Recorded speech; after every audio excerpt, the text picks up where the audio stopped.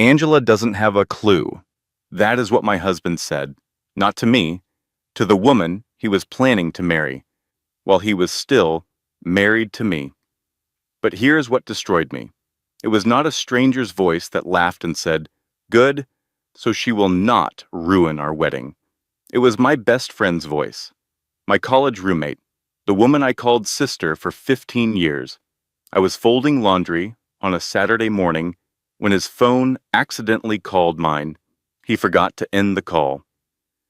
And in the next 6 minutes, I heard everything. The secret beach wedding, the guest list, the wedding planner, the dress she already tried on. And then, my blood went cold.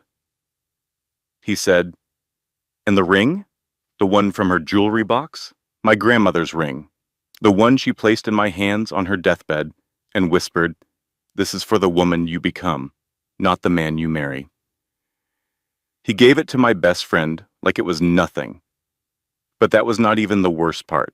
What I discovered next, the 3-year secret, the stolen money, the forged medical records designed to have me declared insane, was so much darker than a phone call. I did not cry that day. I did not scream. I did not confront him. I started planning. And what happened at that wedding? They never saw it coming. Lesson and value statement. This story carries a message every woman needs to hear. Your instincts are not paranoia. Your boundaries are not selfishness. And your silence, when used with wisdom, is the most powerful weapon you will ever hold. This is a story about betrayal. But more importantly, it is a story about a woman who refused to let someone else's choices become her identity. If this story already has your heart racing, go ahead and hit that like button right now so more women can hear this message. Drop a comment and tell me, would you have answered that phone call the same way Angela did? Subscribe and turn on notifications because the stories on this channel are not just entertainment. They are lessons wrapped in drama that might just change how you see your own life. Now, please sit back and relax as we dive fully into this truly remarkable story. Angela doesn't have a clue. That is what my husband said, not to me, to the woman he was planning to marry while he was still married to me. But the worst part was not a stranger's voice that laughed and said, "Good, so she will not ruin our wedding." It was my best friend's voice. I sat on my hallway floor, phone pressed to my ear, listening to the two people I trusted most in the world plan a life that erased me from existence. And the very worst part, worse than the betrayal, worse than the lies, was what Julian said next. He said, "And the ring, the one from her jewelry box?" My grandmother's ring. The one she placed in my hands on her deathbed and whispered, "This is for the woman you become, not the man you marry." Julian gave it to my best friend like it was a party favor. I did not cry that day. I did not scream. I did not throw things. I started planning. And what happened next? They never saw it coming. But honestly, neither did I. Because the truth was so much worse than a phone call.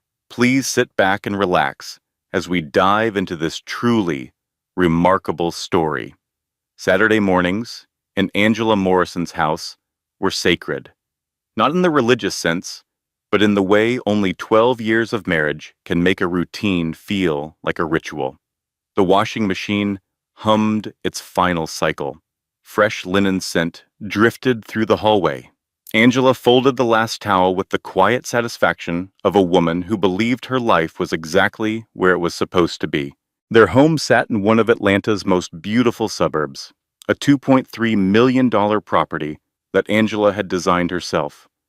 Every room, every corner, every carefully chosen light fixture, the living room where Julian had proposed on a rainy Tuesday night, the kitchen island where they had slow danced at 2 in the morning after closing on his first big real estate deal, the bedroom where they had whispered about the children they would one day have.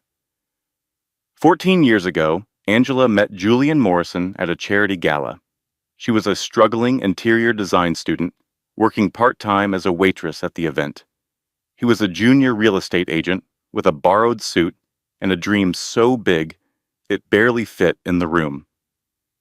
He had walked up to her and said, "You designed this table arrangement, didn't you?" She had blinked. "How did you know?" "Because everything else in this room looks rented," he had replied. "But this table looks loved." She had fallen for him that night. Not for his charm, though he had plenty, for the way he noticed things, for the way he saw her. They built everything together.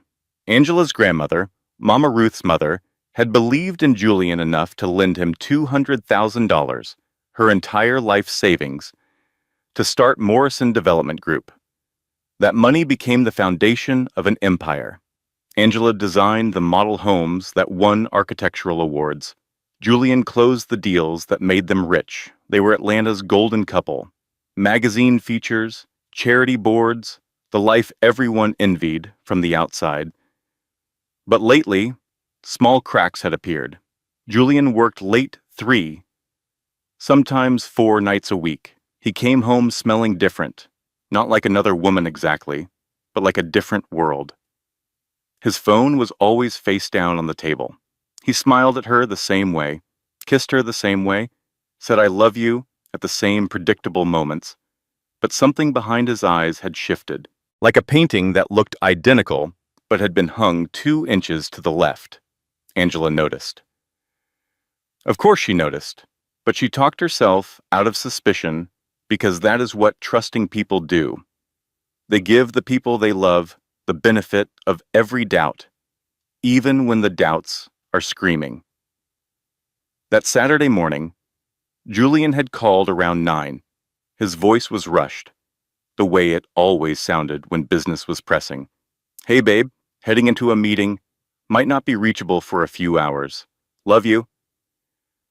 "Love you too," she had replied, smiling at the phone before placing it on the kitchen counter. 20 minutes later, his name lit up the screen again.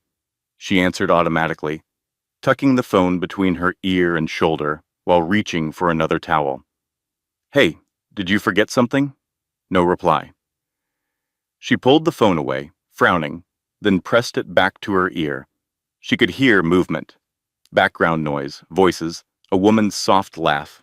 Angela almost hung up. Pocket dial. It happened. Julian probably sat on his phone during the meeting. She was about to end the call when something in Julian's tone made her freeze completely. It was relaxed, playful, intimate, warm in a way she had not heard directed at her in months, maybe longer. "We cannot invite too many people," the woman said. "I want it small, elegant." Angela's fingers tightened around the phone. Her pulse began to thud in her ears. "Exactly," Julian replied. "No drama, just us and the people who matter." The people who matter. The words echoed strangely, as if they had been spoken underwater. Angela stepped into the hallway, as if distance from the laundry room might make the sound clearer, might rearrange the words into something harmless. "I spoke to the planner," the woman continued. "She said the beach venue is available that weekend." Julian chuckled. "Perfect. And do not worry about the cost. Once everything is finalized, money will not be an issue." Angela's throat went dry. Beach venue, planner, finalized. Her mind tried desperately to rearrange the words into something innocent. A corporate event? A client celebration? Anything. But then the woman said, almost teasing, "Are you sure she suspects nothing?" And Julian did not hesitate, not even for a second. Angela does not have a clue. The world tilted. Angela leaned against the wall, knees buckling. She pressed her free hand flat against the cool surface to stop herself from sliding to the floor. The woman's voice lowered, turning soft and conspiratorial. "I tried on dresses today. I wish you had been there." Julian's tone changed then. It softened in a way that felt like a knife sliding slowly under Angela's ribs.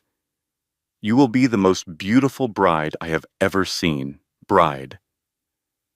Angela pressed her palm over her mouth to catch the sound that nearly escaped. 12 years of marriage flashed through her mind in jagged, broken pieces. The first apartment, the late nights building the business, the quiet dinners, the shared jokes, the way he used to hold her face in both hands and say, "You are my whole world." Lies. All of it. Or maybe not all of it, which was somehow worse, because it meant the love had been real once, and he had chosen to kill it. Then came the financial confession. "I have already begun moving funds around," Julian said casually, as if discussing dinner plans. "By the time anyone realizes, we will be gone. Anyone. Not her, not Angela, anyone." She slid down the wall until she was sitting on the hallway floor, the cold tile grounding her as her heart hammered so violently she could feel it in her teeth, but the absolute worst was still coming. "Do not feel guilty, Lydia," Julian said. The name hit like a physical strike. Angela's eyes flew open. Lydia. Not a stranger. Not some woman from a bar or a business trip. Lydia Chambers, her college roommate, her best friend of 15 years, the woman who had cried on Angela's shoulder after every breakup, the woman who had stood beside her at her wedding and sobbed happy tears into a bouquet of white roses. The woman Angela had personally recommended for a consulting position at Julian's company just 8 months ago.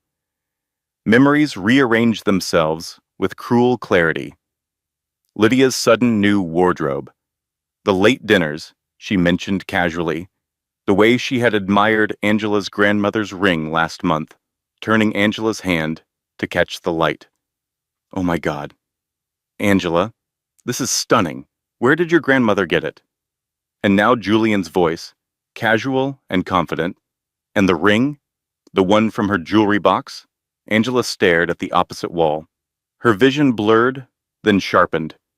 She could see every crack in the paint, every shadow, every imperfection she had never noticed before. Strange how betrayal makes you see everything more clearly. The call continued. Their voices wove dreams of a future that had erased her completely. Angela listened to every word, every detail, committing it all to memory. When the conversation finally drifted to small talk, she lowered the phone slowly and stared ahead. Her old life had ended in the quiet hum of a forgotten call. She did not know yet what her new life would look like. But she knew one thing with absolute certainty. She would not be the one left ruined. Angela remained on that hallway floor for 20 minutes after the call ended. She allowed herself to feel every ounce of it. The disbelief, the rage, the grief. She cried, and not delicately.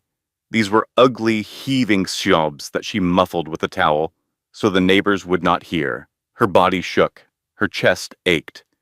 Snot and tears mixed on her face, and she did not care.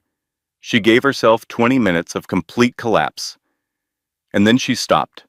She stood up, walked to the bathroom, splashed cold water on her face, looked in the mirror.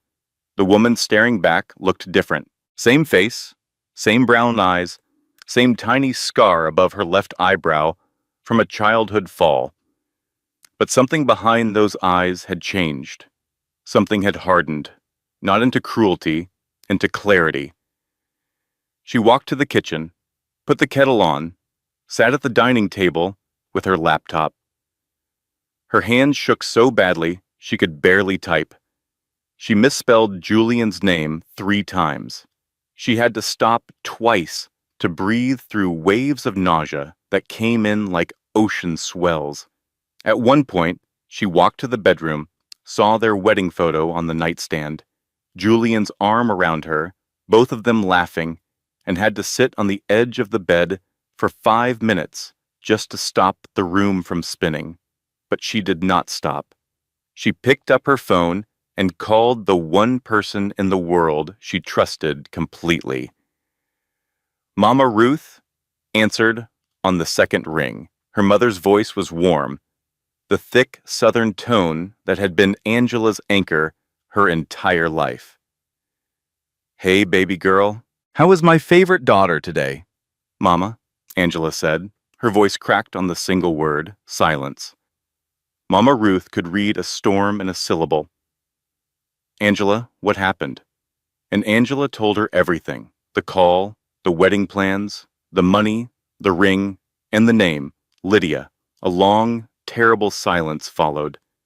Then Mama Ruth spoke, and her voice was shaking, not with sadness, but with a fury so deep it sounded almost holy. "Baby, I'm going to need you to say that again, because I know you did not just tell me that the woman I fed my peach cobbler to at Thanksgiving is sleeping with your husband." "Mama," Angela started, "the audacity. I used the good vanilla in that cobbler. The Madagascar vanilla, Angela. I drove 45 minutes to that specialty store for that vanilla. That woman ate my Madagascar vanilla cobbler and then went and stole your husband. Lord Jesus, give me strength because the devil is testing me today." Despite everything, Angela almost laughed. That was Mama Ruth's gift. She could find the absurdity in the apocalypse. She could make the unbearable slightly bearable without diminishing it. But then Mama Ruth's voice changed. The humor drained away and left behind something made of iron. "Angela Marie Morrison, you listen to me. Your grandmother, God rest her soul, did not survive Jim Crow, raise 6 children, and build a life from nothing so that her granddaughter could be erased by a man with a good jawline and no conscience. You hear me?" "Yes, ma'am. Good. Now here's what you are going to do. You are going to call a lawyer. The meanest, most expensive lawyer in Atlanta. And you are not going to let that man see you cry. You cry with me. You cry with God. But with him, you are steel. You understand?" "Yes, ma'am." Angela hung up and sat in silence for a moment, her mother's words settling into her bones. Looking back, she realized something important. She had confused loyalty with blindness for years. There is a difference between trusting your partner and ignoring your instincts. Your gut does not lie, it just whispers. And most of us are too afraid to listen because the truth might cost us the life we built. But the truth was already there. She had just chosen not to hear it. Monday morning arrived bright and ordinary. Angela dressed carefully, applied light makeup to cover the evidence of sleepless hours, and met Julian at breakfast with a warm smile. "Busy week ahead," Julian said, kissing her forehead as he grabbed his keys. "Do not wait up tonight." "I will not," she replied gently. He left, believing his performance was flawless. The moment the door closed, Angela picked up her bag and drove downtown to the office of Mrs. Evelyn Cross, one of the most feared divorce attorneys in the state of Georgia. They called her the Closer. She had never lost a case.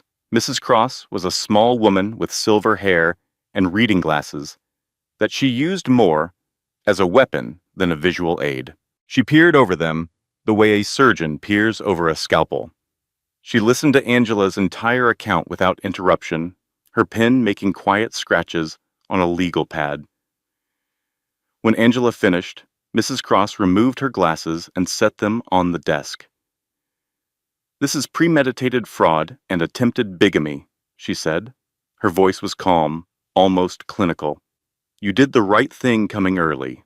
Most women sit in that chair after the money is already gone, and the husband is on a beach somewhere, pretending to be single. You are ahead of the curve, Mrs. Morrison. I do not want drama," Angela said. "I want protection." "Then we move quietly," Mrs. Cross replied. "The loudest weapon in divorce is silence." Over the next hour, a battle plan was assembled. Document everything. Screenshot financial records. Freeze suspicious transactions discreetly through legal channels. File preliminary legal notices that would remain sealed until activated. Hire a licensed private investigator to build a physical evidence trail. Angela signed papers with steady hands and drove home, feeling something she had not expected. Not hope exactly, direction. The fear was still there, coiled tight in her stomach, but now it had somewhere to go. That evening, she began the hardest performance of her life, playing normal. She cooked Julian's favorite meal, grilled salmon, roasted asparagus, the garlic butter rice he loved. She asked about his day and listened as he fabricated details with a confidence that she now recognized as practiced. She laughed at his jokes. She kissed him goodnight, and when he fell asleep, she lay beside him in the dark, staring at the ceiling, feeling the full weight of pretending. Playing normal, while your world is on fire, is its own kind of torture. Every smile felt like swallowing glass. Every "I love you" felt like a confession she was being forced to make at gunpoint, but she did it. Because emotion would make her reckless, and reckless would make her poor. The investigator, a man named Derek Hale, was former FBI. He did not smile when they met. He did not offer pleasantries. He simply opened a notebook and said, "Tell me what you need. I need timelines," Angela replied. "Locations, proof of meetings, financial trails, everything." Derek nodded once. "You will have it." Within days, photos began arriving in a secure digital folder. Julian and Lydia entering a wedding planner's office in Buckhead. Julian test driving a car she had never seen, a silver convertible clearly not chosen for a married father. Hotel bookings under a name Angela did not recognize. Lydia trying on wedding dresses at a boutique in Midtown. Angela organized every piece of evidence methodically, creating folders and subfolders the way she organized design projects. Financial, legal, personal property, communications, each item placed with care, control replacing chaos. One afternoon, she met Lydia for lunch. This was the meeting she had dreaded most. Lydia arrived glowing. New highlights, new dress. A confidence that Angela now understood had a name and a source. They sat at their usual table at the bistro near Peachtree Street. "Girl, you look amazing," Lydia said, reaching across to squeeze Angela's hand. "We need to do this more often." Angela smiled warmly. "I know. I miss you." Then she noticed it. The ring. Her grandmother's ring. Sitting on Lydia's right hand, catching the sunlight. Lydia followed her gaze and pulled her hand back casually. "Oh, this? Just something I bought for myself. Retail therapy, you know." Angela held the smile like holding a live grenade. "It suits you," she said. That lunch was the hardest performance of Angela's entire life. She sat across from the woman who was planning to marry her husband, wearing her dead grandmother's ring, and she smiled. She ate her salad. She asked about Lydia's weekend. She laughed at Lydia's stories. And inside, she was screaming so loudly she thought the windows would shatter, but she survived it. She survived it because Mama Ruth's words played on a loop in her head. With him, you are steel. With her, she decided, she was steel too. By the end of the second week, Angela's case was building beautifully. Evidence was airtight. Her lawyer was confident. Julian suspected nothing. The investigator had documented 12 separate meetings between Julian and Lydia, including 3 visits to a wedding venue near Savannah. Angela allowed herself, for the first time, a small breath of relief. "I have got him," she thought one evening, watching Julian sleep beside her, his face relaxed and innocent in a way that now disgusted her. "It is over. I just need to pick the moment." She was so sure the hardest part was behind her. She was wrong. The discovery happened on a Tuesday at 11:30 at night, while Julian snored softly in their bed. Angela had developed a habit of reviewing financial records in the quiet hours. Her laptop balanced on her knees, She scrolled through bank statements and corporate filings with the methodical focus of someone building a case brick by brick. She had become fluent in the language of money, reading transaction histories the way she once read floor plans. That night, she found something that made her blood run cold. Behind the joint accounts she already knew about, behind the transfers she had already documented, there was a second layer. Hidden accounts that were not joint. Accounts funneled through offshore shell companies with names that sounded like furniture brands. Accounts that traced back not months, but years. Angela sat perfectly still, screen glowing in the dark bedroom, and felt the ground dissolve beneath her again. Julian had not started siphoning money when the affair began. He had been doing it for 3 years. 3 years of carefully moving funds from Morrison Development Group, the company built with her grandmother's $200,000 investment, into entities she had never heard of. This was not an affair that spiraled out of control. This was an exit strategy. Planned, layered, and executed with the same precision Julian used to close real estate deals. The total, as far as Angela could trace, was at least $1.4 million. Maybe more. She closed the laptop very slowly. Her hands had stopped shaking days ago, but they were shaking now. She called Mrs. Cross at 7 the next morning.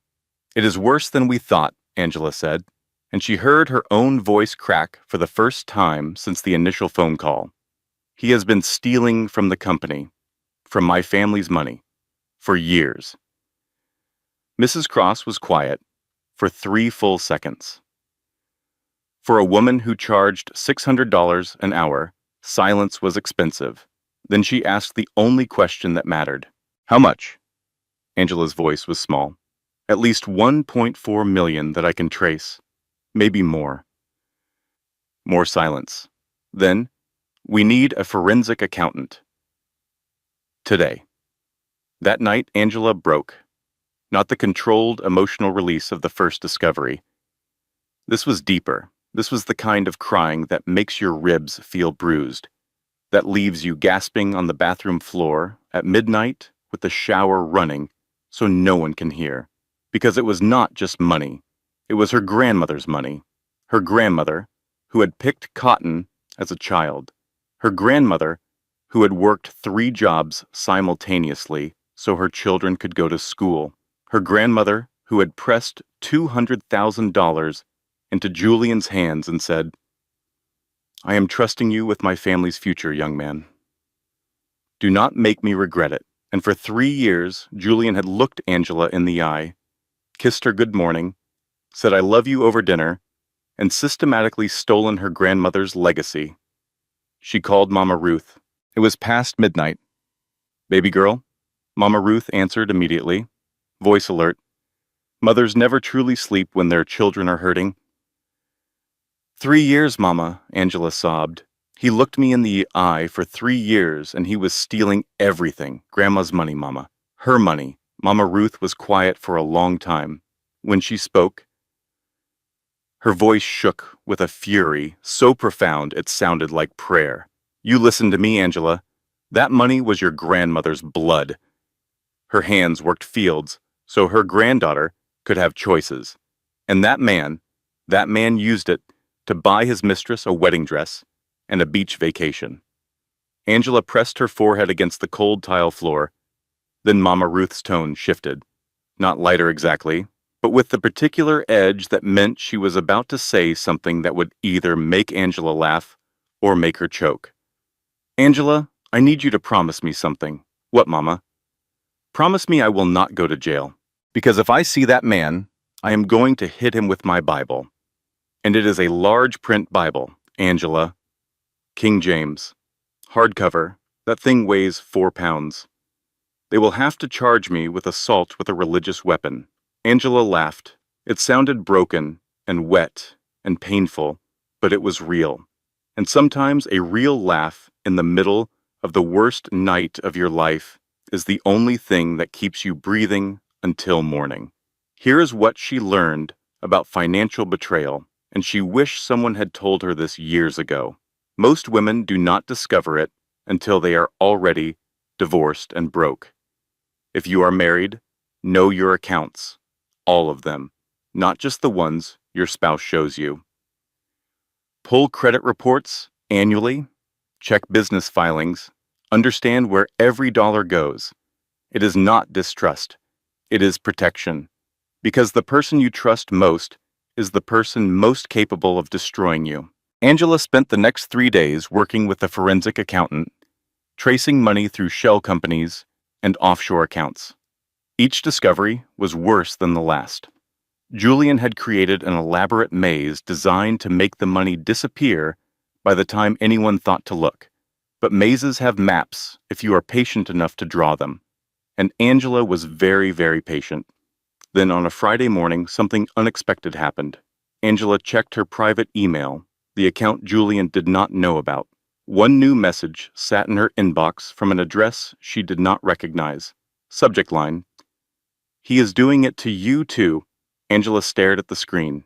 Then she opened it. Inside were scanned documents, hotel receipts, a photograph of Julian at a restaurant, leaning across a candlelit table toward a woman who was not Lydia. A young woman, blonde, smiling at him the way Angela used to smile at him, with total, innocent trust. A third woman. Angela pushed back from the desk and stared at the ceiling. Then she did something she did not expect. She laughed. Not from humor, from the sheer, breathtaking absurdity of it all. Her husband was not just having an affair. He was not just planning a secret wedding. He was running a franchise of deception. She half expected to find a loyalty rewards program. Buy 9 lies, get the 10th free. But who had sent the email? Derek Hale traced it within 24 hours.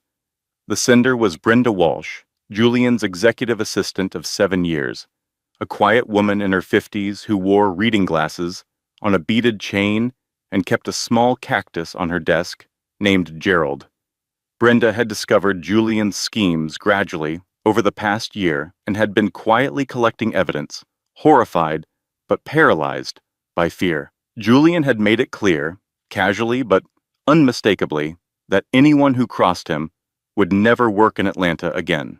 Angela met Brenda at a coffee shop in Decatur, far from Julian's usual territory.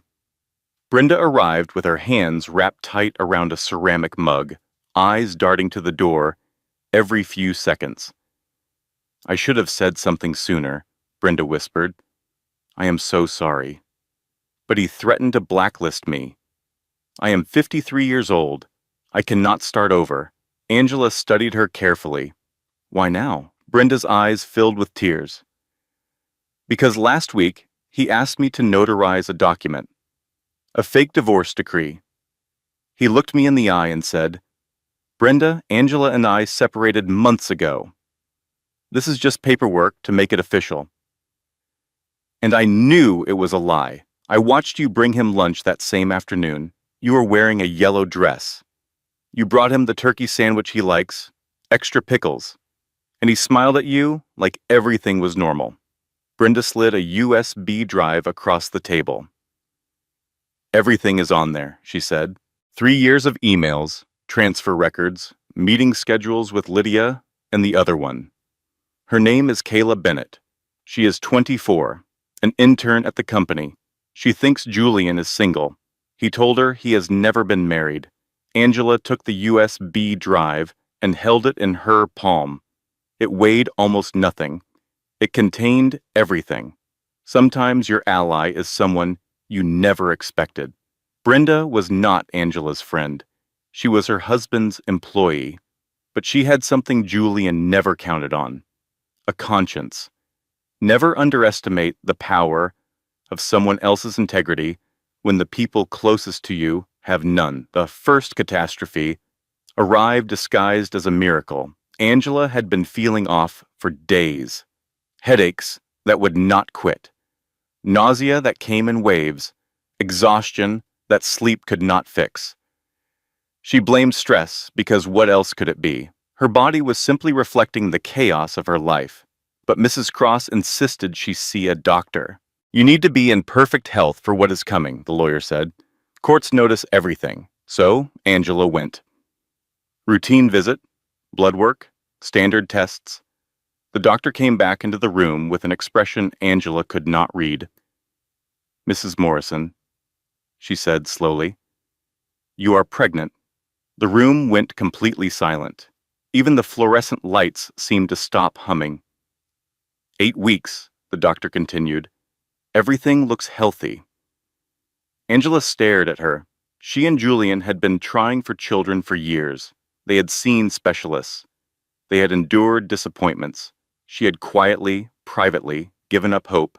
And now, when her entire world was collapsing, when she was preparing to destroy the man she had married, when every decision she made carried legal and financial weight, now her body decided to create life. She drove home in a daze, parked in the driveway, sat in the car for 30 minutes.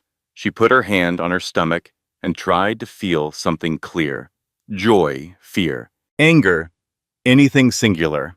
But it was all of it at once, mixed together like paint colors that should not touch, creating something murky and overwhelming. She called Mama Ruth. Her mother cried, not softly, deep, genuine, complicated tears. That baby is your blessing, Mama Ruth said fiercely, once she could speak. Not his leverage, not a bargaining chip, not a reason to stay, and not a reason to leave. Your blessing. You make every decision based on what is best for you and that child. You hear me? Yes, ma'am. I sat in that doctor's office and felt every plan I had made crack down the middle. I could not just think about myself anymore. Every decision, legal, financial, emotional, now had a heartbeat attached to it. And that changed everything. She told no one else. Not Mrs. Cross, not Derek. She was not ready for the pregnancy to become a legal variable, not yet. The second catastrophe came 9 days later. Julian arrived home on a Wednesday evening with a different energy. Angela felt it the moment he walked through the door. He was alert, watchful. His eyes moved across the room in a way they never did, scanning surfaces, lingering on her laptop, pausing on her phone. Angela, he said casually, dropping his keys on the counter. Has anyone come by the house lately? Anyone unusual? Her heart rate spiked, but her face remained perfectly calm. Number, why? Is everything okay? Julian studied her for a long, terrifying moment. His eyes searched hers the way a detective searches a suspect's. Angela held his gaze without blinking. Then he smiled. Just some corporate security stuff, he said. Nothing to worry about. But it was everything to worry about. Derek confirmed it the next morning. Julian's personal security consultant had identified surveillance activity near 2 of the locations where Julian met Lydia. They had not traced it back to Derek yet, but Julian was spooked. He had changed passwords, swept his car for tracking devices, started using a burner phone. And worst of all, he moved the secret wedding date up by 3 weeks. Angela's carefully constructed timeline shattered like glass. She called Mrs. Cross with genuine fear in her voice for the first time. He knows something, not everything, but something, and he is accelerating. Mrs. Cross was quiet for 1 beat. Then she said, with the calm of a woman who had fought 100 wars, then we accelerate faster.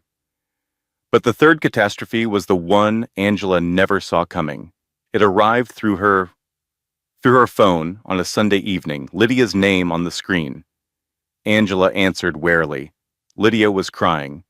Not the performative tears Angela had grown suspicious of, but genuine, panicked sobbing. Angela, I need to tell you something, Lydia gasped between breaths. I have been a terrible person. I have been so terrible. Angela's pulse hammered. Was this it? Was Lydia about to confess everything? Julian and I, Lydia started. We have been... Angela gripped the phone so hard her knuckles went white. She waited. The silence stretched. But Lydia did not confess the affair.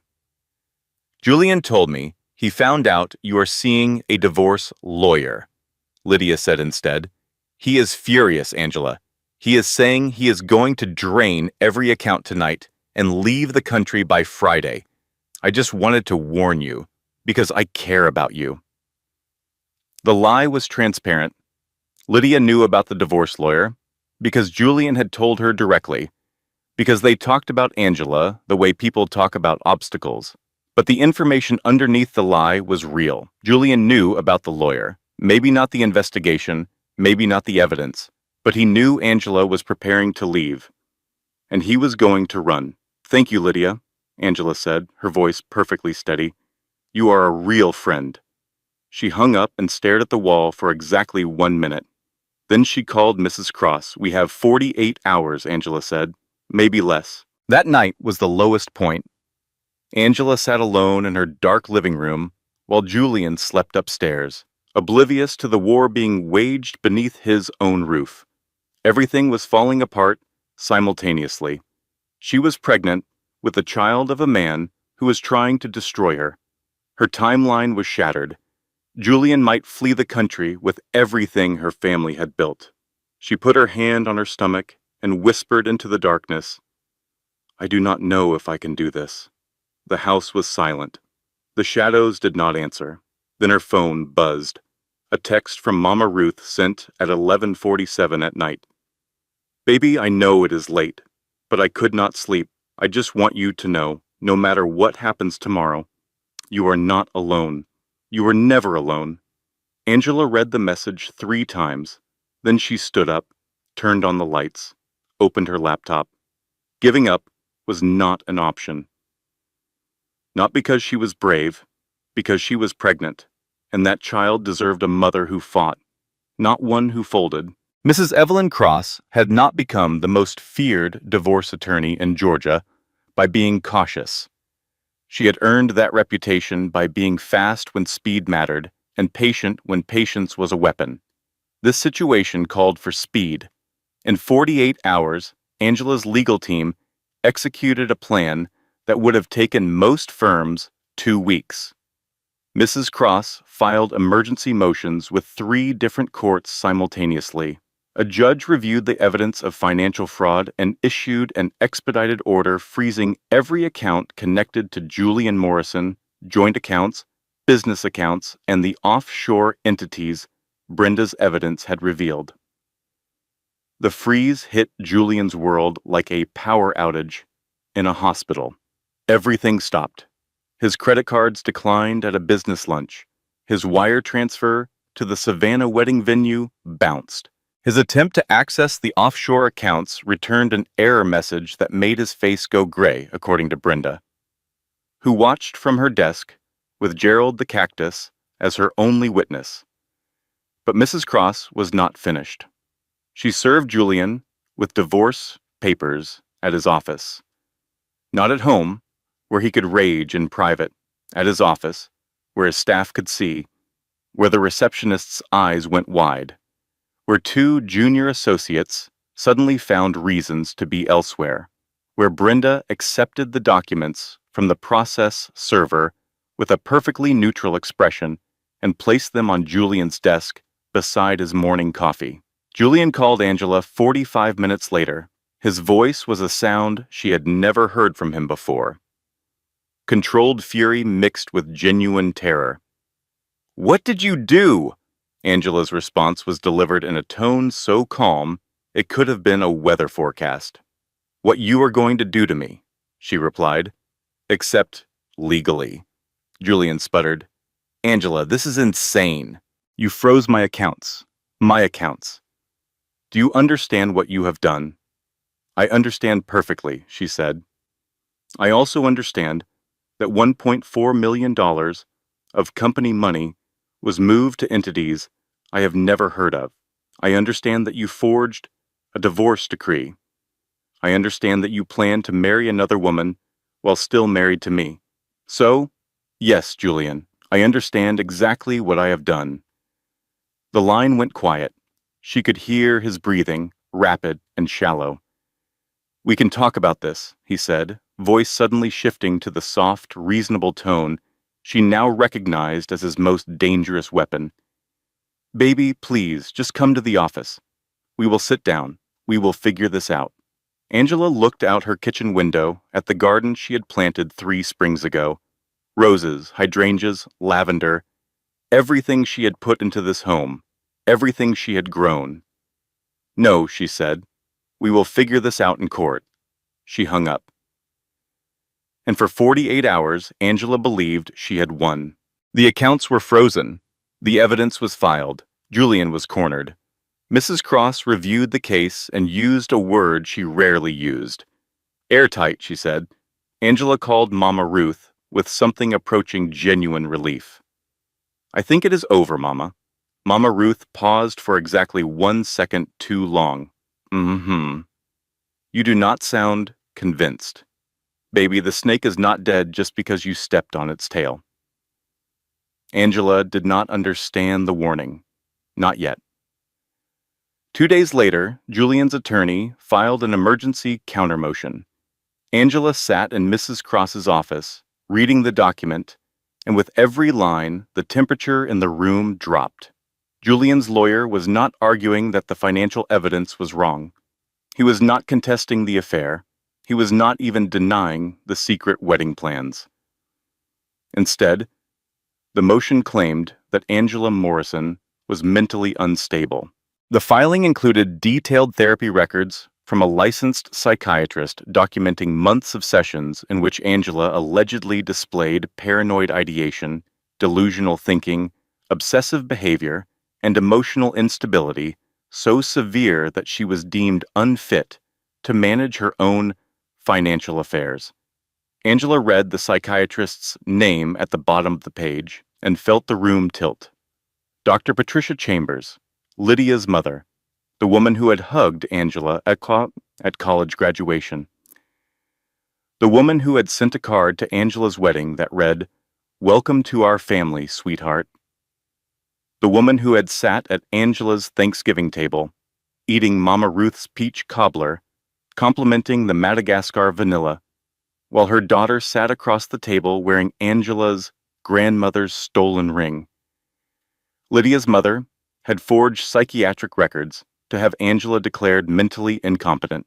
Angela set the document down on Mrs. Cross's desk very carefully, as if it might detonate. When she saw that name on the document, she understood something she had been too naive to see. This was not just Julian and Lydia. This was a family operation. Mother and daughter, working in coordination with her husband, had planned her destruction as casually as planning a dinner party. She was not a person to them. She was an obstacle, a problem to be solved. Mrs. Cross's face was grim. "If the judge accepts these records," she said slowly, "everything changes. The account freeze could be reversed. Your protective orders could be vacated. And with a finding of mental instability on record, Julian's lawyers could argue that you are unfit for custody." The word custody hit Angela like a physical blow. Her hand moved instinctively to her stomach. Mrs. Cross noticed the gesture. Her eyes sharpened. "Angela, is there something you need to tell me?" Angela closed her eyes. Then she told her lawyer about the pregnancy. The room was very quiet for a very long time. "We have 72 hours, Mrs. Cross said finally. "If we cannot prove those records are forged before the hearing, Julian does not just walk away with the money. He walks away with an argument to take your child." Angela looked at her lawyer, at the document on the desk, at her own hands, steady despite everything. "Then what are we waiting for?" she said.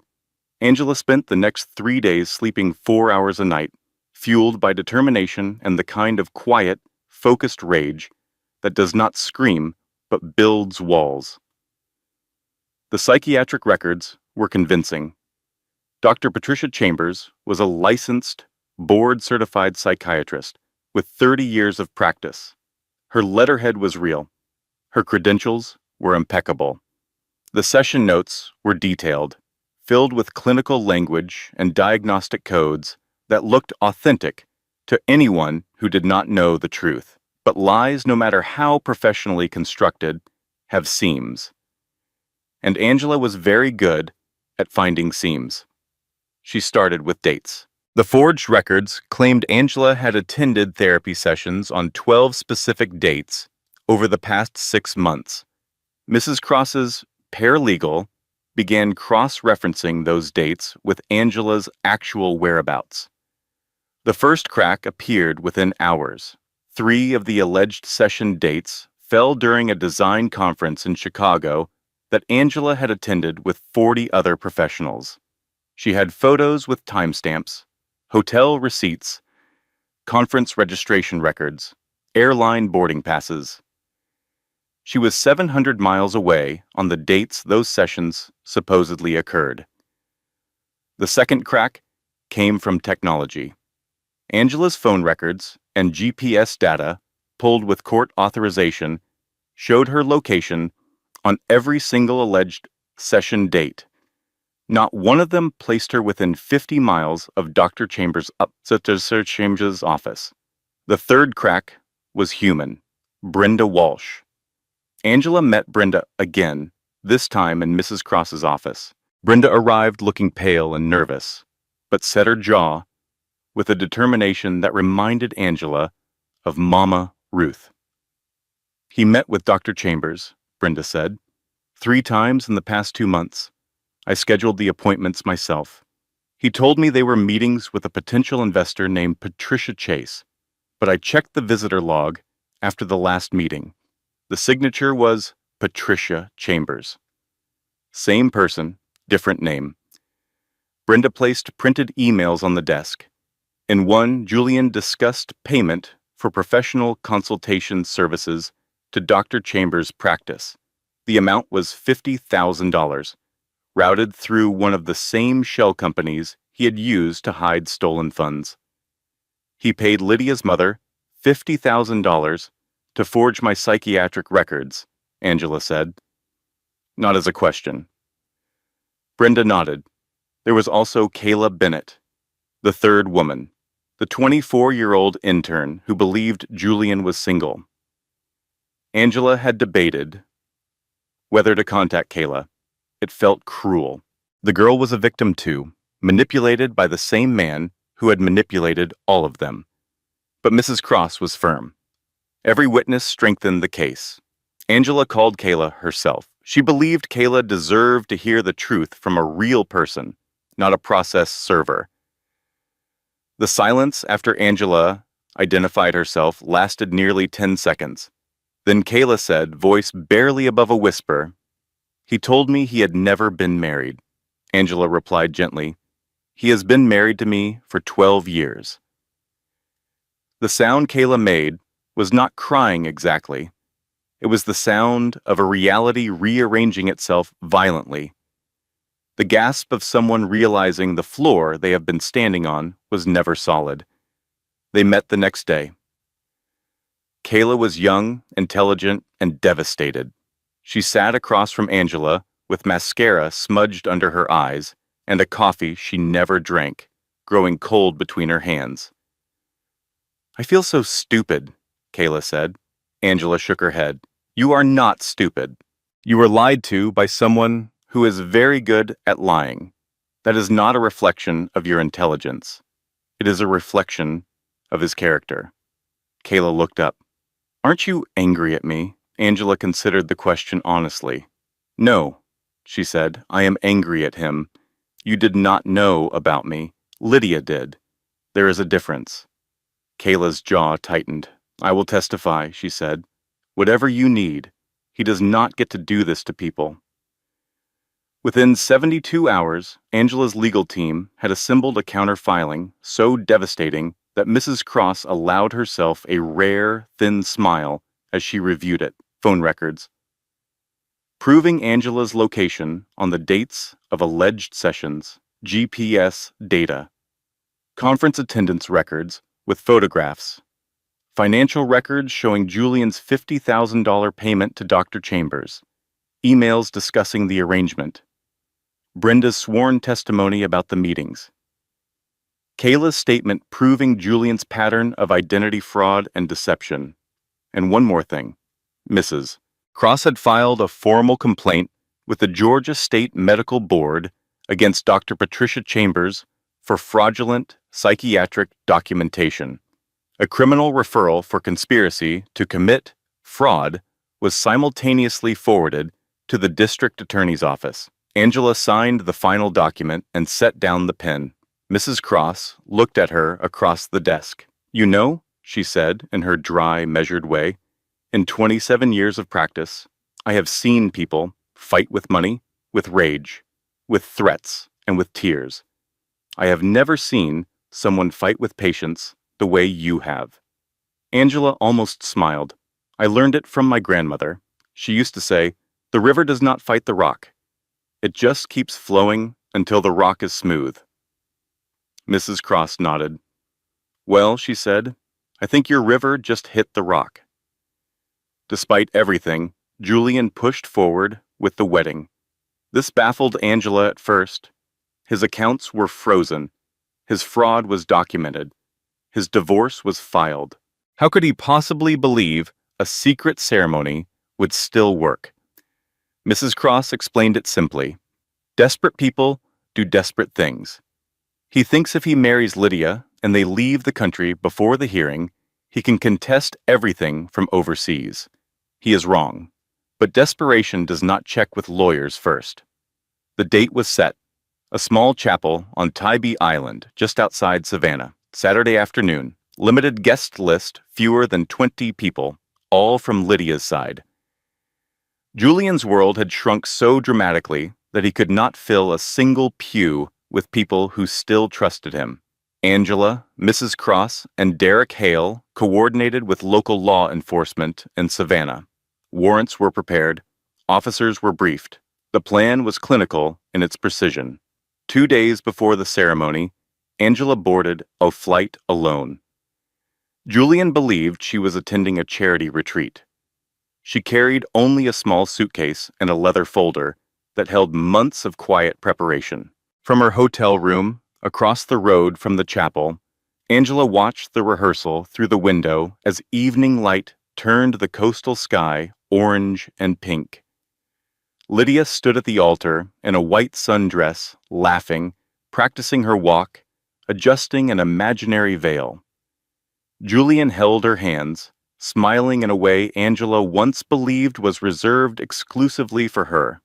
They looked happy, genuinely happy, like two people about to begin a beautiful life together.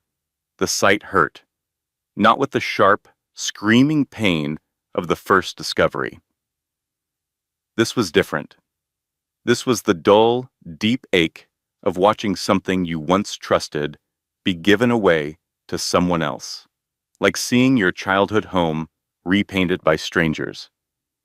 Angela allowed herself to feel it fully. Then she closed the curtain, turned from the window, and reviewed the plan one final time. She slept deeply that night for the first time in weeks. Saturday morning arrived bright and cruelly beautiful. Clear sky. Warm breeze off the Atlantic. The kind of day people specifically choose for love stories. Angela dressed in a simple black dress. Elegant, understated. In the mirror, she saw not a victim, not a villain, but a woman about to close a chapter with the same precision she used to design a room. Every element in its place, every line intentional. She arrived at the chapel early and sat in the last row. The pews were wooden and worn, warmed by sunlight streaming through the stained glass. Flowers lined the aisle, white roses and baby's breath, and Angela wondered briefly if Lydia had chosen them because they were beautiful or because they were the same flowers from Angela's own wedding. Guests filtered in quietly. Lydia's extended family, a few friends. Dr. Patricia Chambers sat in the front row wearing a lavender dress and a satisfied expression, dabbing her eyes with a handkerchief like a proud mother in a movie. Julian stood at the altar in a charcoal suit, looking polished and confident. He did not see Angela. He was too busy being the version of himself that other people believed in.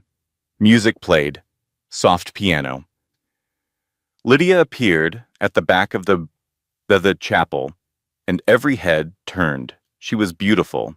Angela could admit that without it hurting.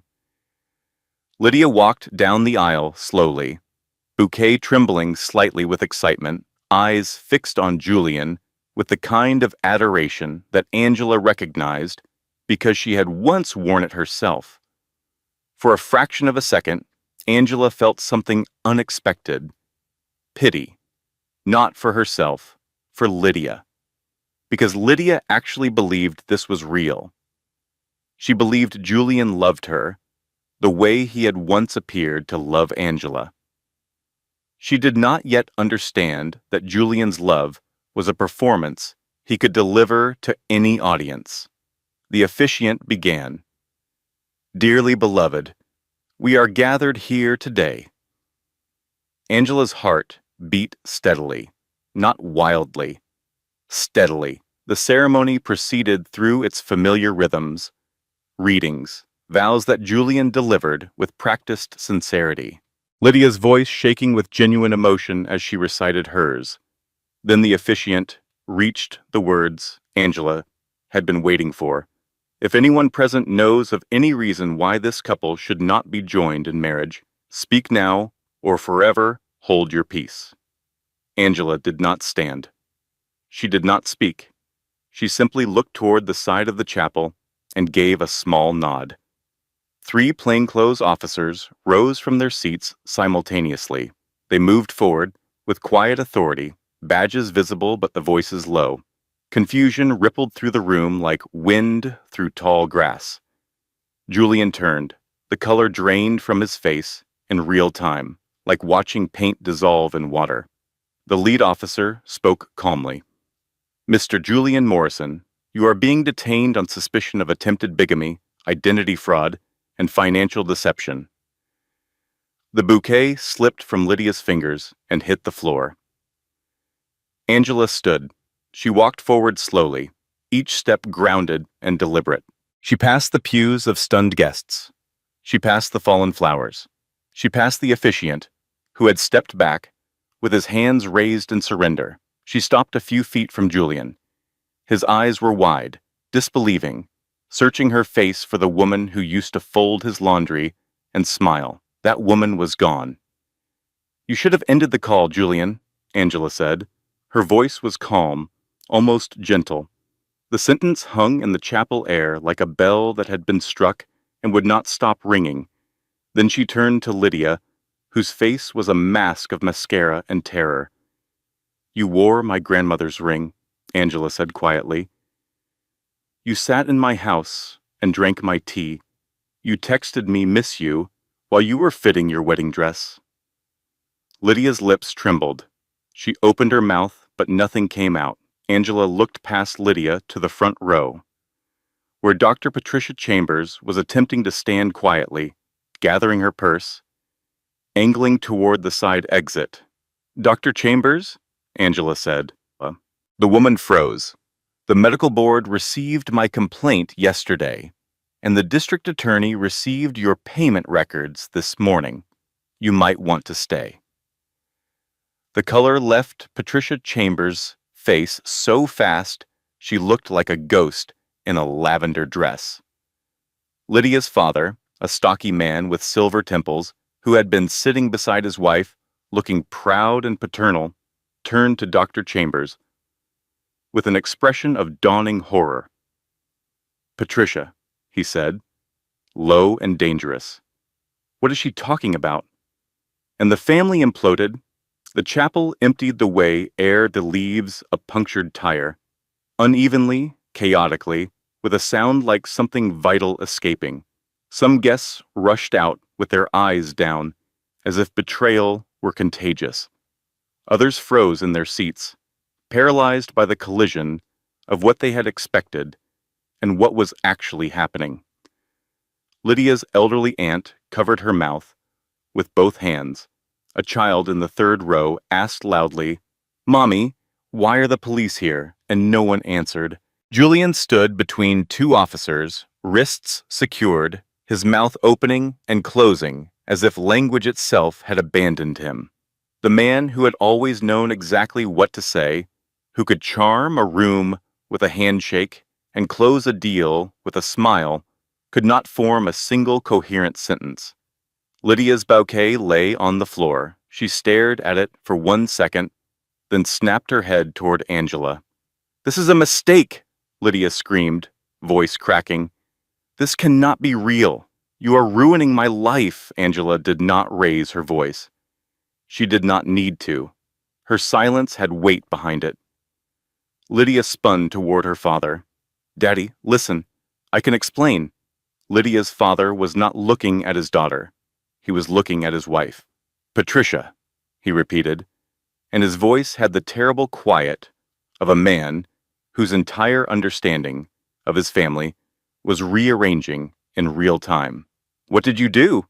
Dr. Patricia Chambers, 30 years of professional composure crumbling in seconds, began to cry. "Richard, please, it is not what it sounds like." "Then what is it?" he demanded. "Because that woman just said you forged medical records, in front of witnesses, in front of police. I was helping our daughter," Patricia snapped, desperation making her reckless. She deserved happiness. Julian said his wife was cold, controlling, that she would take everything. Richard Chambers looked at his wife as if seeing her for the first time. "So you committed a crime," he said. "You risked your medical license, your reputation, our family's name, because a married man told you a story and you believed him?" Patricia's mouth opened. Nothing useful came out. Julian's voice cut through the chaos. "Angela, Angela, please. Please do not do this here." Angela turned to him with the calm of deep water. "I did not do anything here," she said. "You did." Julian's face contorted. "Angela, I can explain. I was confused. I was under pressure. The business, everything, I just—" "Stop blaming pressure for choices you enjoyed making," Angela replied. The sentence landed with surgical precision. Julian's jaw worked, but no sound came out. Lydia lurched forward, nearly tripping on her dress. "You planned this," she spat at Angela. "You set him up. You are jealous and bitter, and you cannot stand that he chose me." Angela gave Lydia her first direct look since the ceremony began. It was not hateful. It was clinical. "You wore my grandmother's ring," Angela said. "The same ring you complimented when I wore it. The same ring you asked about. You recognized it on your own hand and said nothing. And you call me bitter?" Something flickered in Lydia's eyes. Shame, maybe. Just for half a second. Then it disappeared, under panic. "Julian told me you two were done," Lydia snapped, grabbing at any story. "He said you were separating. He said you were cold and controlling, and—" Julian's head jerked toward Lydia. "Shut up!" he hissed through clenched teeth. "No," Lydia cried, tears streaming. "You said you were divorcing her. You said she did not care about you. You said—" The officers tightened their grip on Julian gently but firmly. "Sir, you need to remain calm." Julian's voice rose to a pitch Angela had never heard. "She is lying. Lydia, stop talking." Angela watched the two of them turn on each other with the quiet observation of someone watching a fire she did not start. Mrs. Cross stepped forward beside Angela with the smooth authority of someone entering a room she owned. She introduced herself to the lead officer and confirmed paperwork. The system moved in calm professional steps. Names were checked, documents were transferred, statements were taken. Julian tried one final time. His voice dropped to something small and desperate. "Angela, please, just let me explain. Just give me 5 minutes." Angela stepped closer, just enough for him to see her eyes clearly. "You can explain in court," she said. "If you want to explain anything to me personally, explain why you thought I deserved to be fooled, robbed, and erased." Julian swallowed. I was confused, he whispered. Angela's expression did not change. No, she said. You were organized. That single word hit harder than any legal document. Julian's face collapsed, as if the sentence had reached into his chest and removed every excuse he had spent months constructing. The officers began leading him toward the side door. As they moved, Lydia tried to follow, crying, dress dragging on the chapel floor, voice raw with desperation. "Julian!" she screamed. "Julian, do not leave me!" He did not look back. Not once. The irony was almost poetic.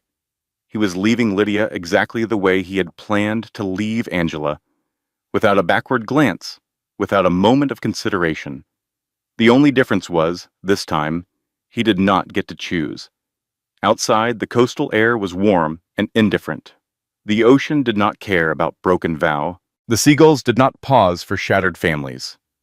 The sun continued its slow descent as if nothing extraordinary had happened in the little chapel on Tybee Island.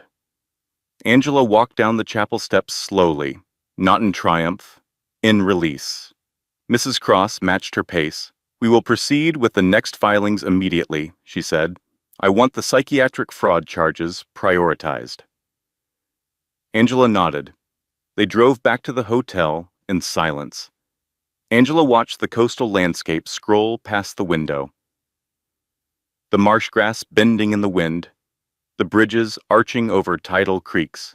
She felt tired, not the exhaustion of defeat, the bone-deep tiredness of a long battle approaching its end. Back at the hotel, her phone rang, Julian's number. She let it ring until it stopped. No shaking, no tears, just quiet, unwavering choice. Lydia showed up at Angela's hotel the next morning. Not the Lydia who had walked down the aisle in white, glowing with stolen joy. This was a different version.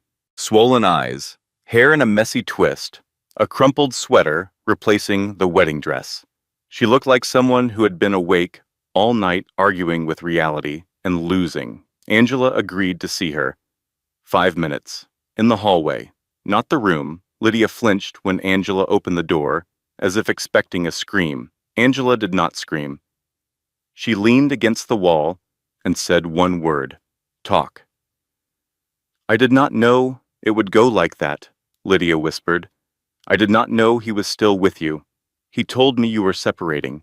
He told me you were cold. He told me." "Lydia," Angela said quietly, and Lydia stopped mid-sentence. "You sat in my living room and watched me fold laundry while you were planning a wedding with my husband. Even if his story were true, you did not think to ask me? You did not think to confirm anything with your best friend?" Lydia stared at the carpet. "I was stupid," she said. "No," Angela corrected. "You were selfish." Lydia's face crumpled. "I loved him," she said, like it was a defense. Angela's voice stayed calm but sharpened. "You loved what he promised you. A new life paid for by the one you were willing to destroy." Lydia's breath caught. "I did not take any money," she insisted quickly. Angela's gaze turned flat. "You wore my ring." A long silence. Then Lydia whispered, "Okay. I knew. I knew it was your grandmother's ring. I recognized it." Angela nodded once, not in forgiveness, in acknowledgement of truth finally being spoken. Lydia took a shaky step forward. "Angela, please. Can we fix this? Our friendship?" Angela studied her for a long moment, searching for the girl she had once trusted, the girl who had held her hair back during a college stomach flu, the girl who had driven 4 hours in the rain to be at Angela's grandmother's funeral. That girl was gone. Or maybe she had never really existed. "Lydia," Angela said softly, "you did not break a plate. You broke trust. That is not something you glue back together and pretend the cracks are not there." Mrs. Cross appeared in the doorway behind Angela. "Miss Chambers," she said calmly, "any cooperation you provide now will be documented and may be relevant to your legal situation." Lydia's eyes darted between them. "I do not want to go to jail," she blurted. "Then tell the truth," Angela replied. And Lydia did. In a written statement, Witnessed and signed, she detailed everything: Julian's planning, the forged divorce papers he had shown her, the timeline for leaving the country, her mother's involvement in fabricating psychiatric records, the shell companies, the fake names. She provided everything not because she was brave, but because she was cornered. But the truth served the same purpose, regardless of its motivation. After Lydia left with Mrs. de Cross's paralegal, Angela sat by the window and looked at the ocean. The sun was high, and the water sparkled with a beauty that felt almost disrespectful, given the morning she had just survived. The following weeks were not glamorous. Healing rarely is. It was paperwork and meetings, and the quiet ache that showed up in unexpected moments. Reaching for 2 mugs out of habit, hearing a song Julian used to play while cooking, finding one of his ties in the back of a closet and standing there holding it for 3 minutes before dropping it in a donation bag. Those moments came like sudden weather. Angela did not pretend they did not exist. She just did not let them drive. The legal process moved forward with Mrs. Cross's characteristic efficiency. Dr. Patricia Chambers was formally investigated by the Georgia Medical Board. Her license was suspended pending review.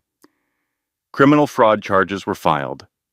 Richard Chambers, upon learning the full extent of his wife's involvement, filed for separation.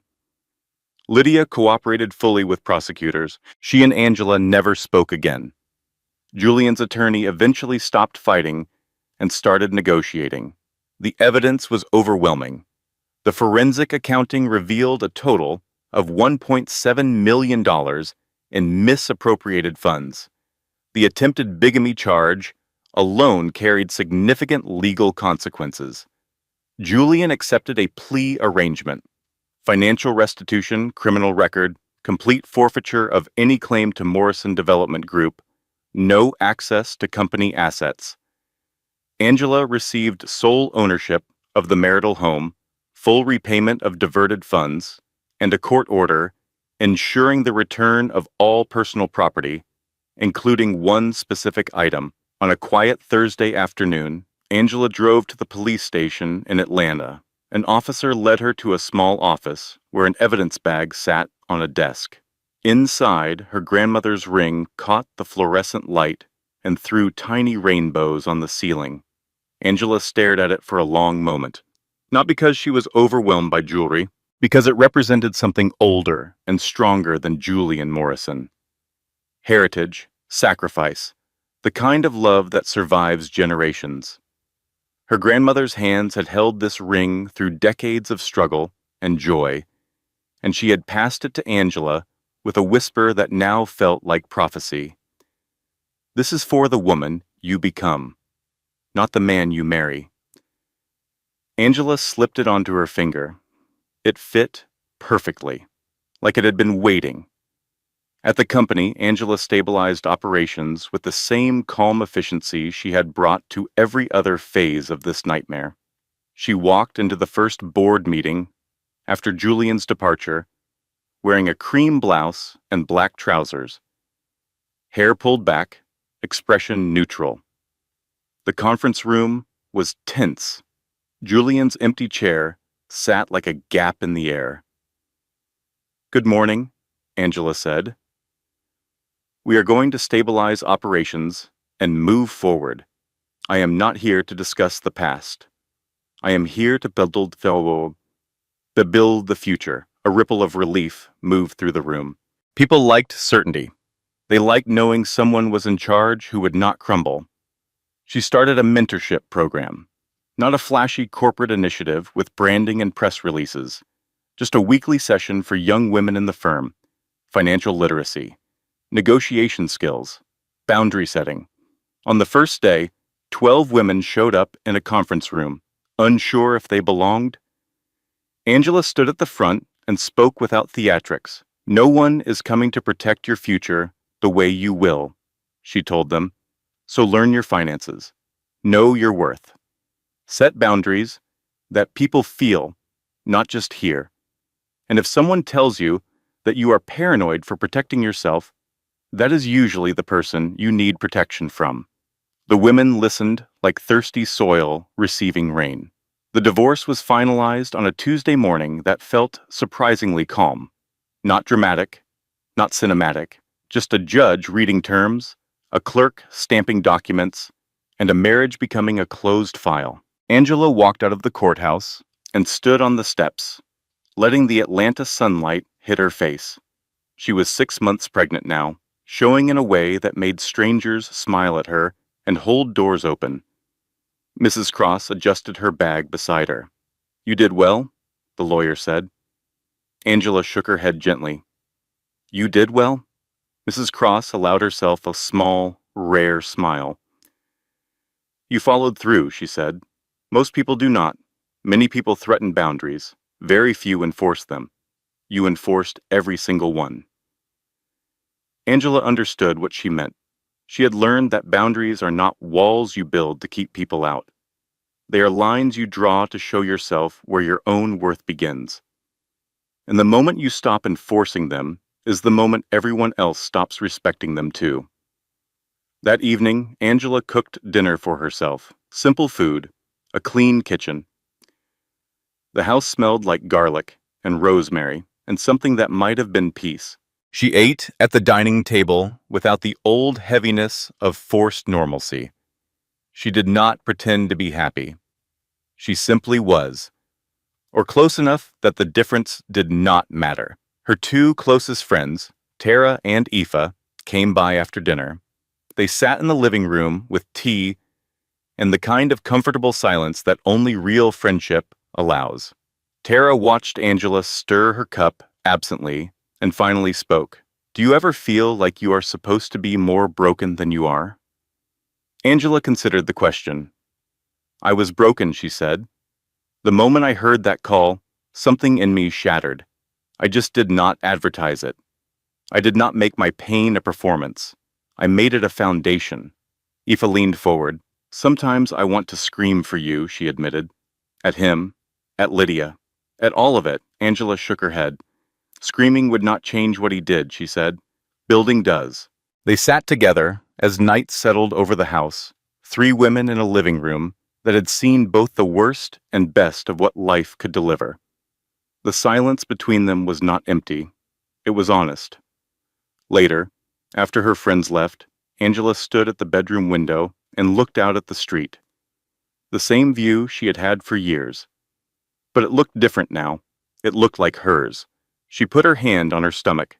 The baby moved, a small, insistent kick, as if to say, "I am here. We are here."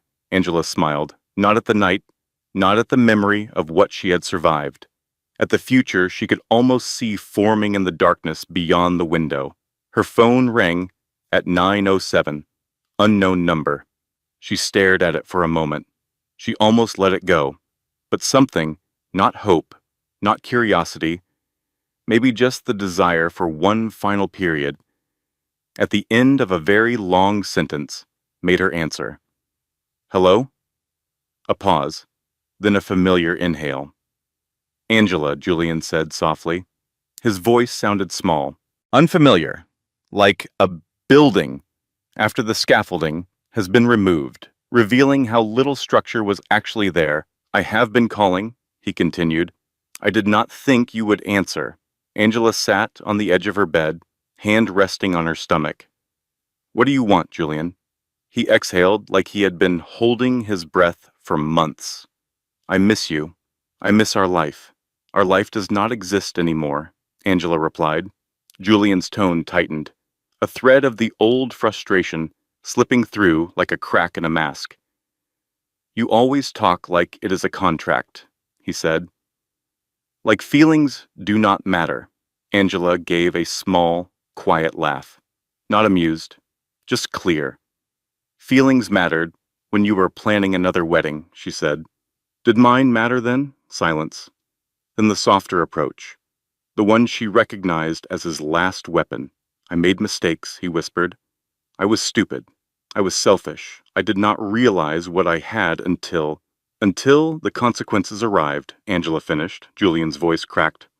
I lost everything, Angela. The business, the people, even Lydia. She disappeared. She... Do not blame Lydia, Angela said. You recruited her. You built the lie.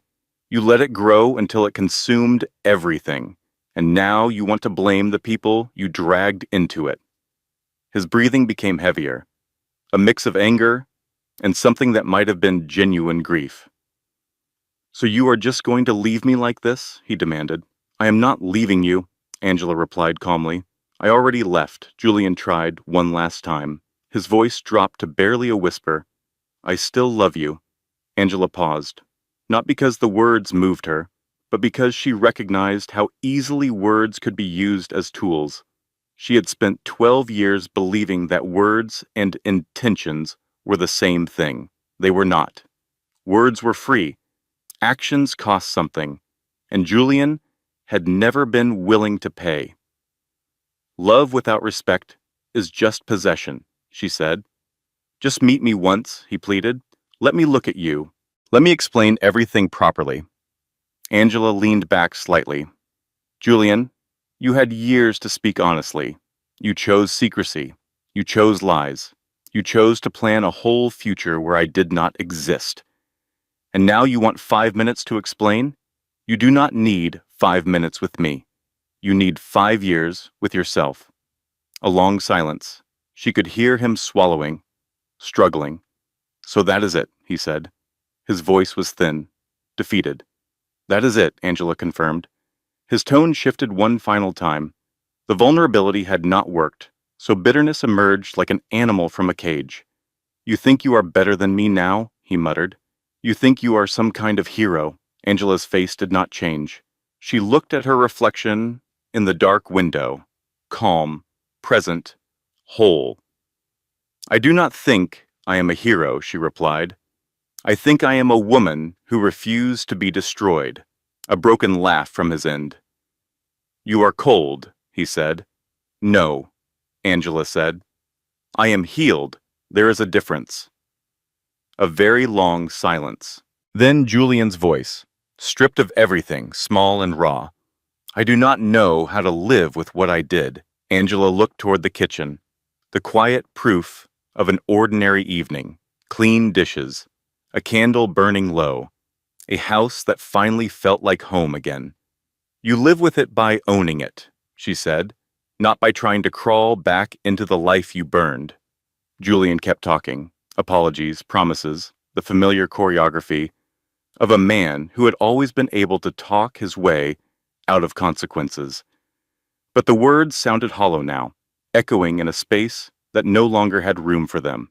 Angela stood from the bed, walked to the window, watched the street lights glow outside, the same lights that had been there for years.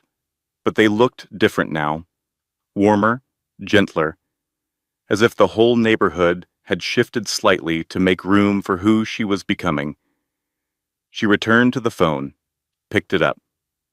Julian, she said, I am going to hang up now, not because I hate you. I do not.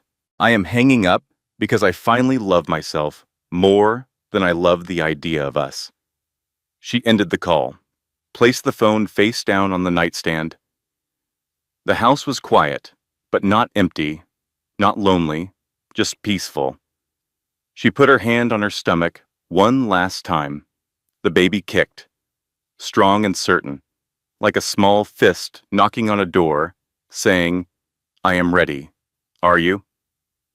Angela smiled, not like someone who had won a war, like someone who had finally stepped out of a storm and realized the sky had been hers all along. She just had not been able to see it through the rain. She walked through the house slowly, turning off lights, checking locks, moving with the steady rhythm of a woman reclaiming her own space. In the bedroom, she changed the sheets, an ordinary act that felt like the closing line of a very long story. Before sleeping, she thought about what she would tell her child someday. Not about Julian, not about the betrayal, about what came after. She would say, I did not survive because I was strong. I survived because I refused to let someone else's choices become my identity. Your father chose betrayal. I chose myself. And that choice, that single, quiet, unglamorous choice, made all the difference. She would say, protect your heart, but do not lock it away. Trust people, but trust yourself first. And if anyone ever makes you question your own worth, remember that the answer was never in their hands. It was always in yours. Mama Ruth called one last time that evening. Just a quick check-in, the way mothers do when they sense the weather is finally clearing. Angela, you know what your grandmother would say if she could see you right now? Angela smiled into the phone. What, Mama? She would say. Baby, you kept the ring and the house. That is my girl, Angela laughed. A real, full, warm laugh that filled the quiet house and bounced off walls she had designed herself. Then she turned off the last light, climbed into bed, and slept better than she had in months. Outside, the Atlanta sky stretched wide and dark and full of stars. The world kept turning. Traffic hummed distantly. A neighbor's dog barked once and fell silent. Somewhere, Julian Morrison sat in a small apartment, staring at a wall, learning the shape of his own consequences. And somewhere else, in a house that smelled like rosemary and clean sheets, a woman who had been underestimated slept peacefully with her hand resting on the future, dreaming of nothing at all. Because she had finally stopped running from the past. The sky was hers. It had always been hers. She just had not known it yet. If this story moved you, please give it a like and share it so others can learn from it too. And remember, trust your instincts, protect your future, and never be afraid to walk away from someone who makes you question your worth. Do not forget to subscribe for more powerful stories. I will see you in the next one. All content on this channel is carefully researched, developed, and manually edited by our team to deliver meaningful stories with real-life lessons. Every word is crafted with purpose, to entertain, to inspire, and to remind you that your worth is never defined by someone else's betrayal. Thank you for watching, and we will see you in the next one.